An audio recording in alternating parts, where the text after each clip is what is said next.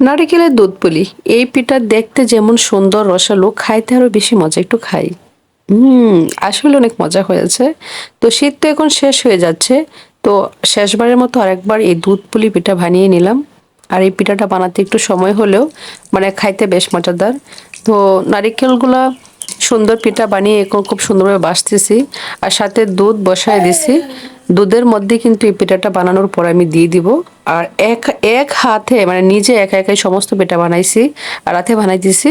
আর এই যে সুন্দর করে খুব সুন্দর করে সব পিঠা বাছতেছি।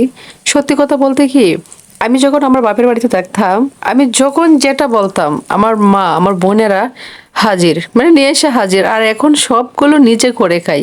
যে সব পিঠা বাজলাম, আর এটা কিন্তু বাজার পর এমনি খাইতে আরো বেশি ভালো লাগে। অর্ধেকগুলো রেখে দিব, আর বাকিগুলো দুধ দিয়ে ভিজিয়ে ফেলবো। আর এই যে এখানে দুধ, গরম গরম দুধ, সবগুলো পিঠা একে একের পর দিয়ে দিব। তারপর লাস্টে কি করবো জানেন? মানে এখানে প্যাকেটের গুঁড়া দুধ দিলে একটা সুন্দর স্মেল আর ঘ্রাণ আসে, আর পিঠাটা খাইতে সুস্বাদু হয়। দুটো প্যাকেট নিয়েছি, আর এটা উপরে দিয়ে দিব। জাস্ট 2 মিনিট পর এই পিঠাটা বানিয়ে খেতে পারবেন। মানে কি বলবো, সেই দেখতে যেমন সুন্দর, খাইতে বেশ অনেক মজা।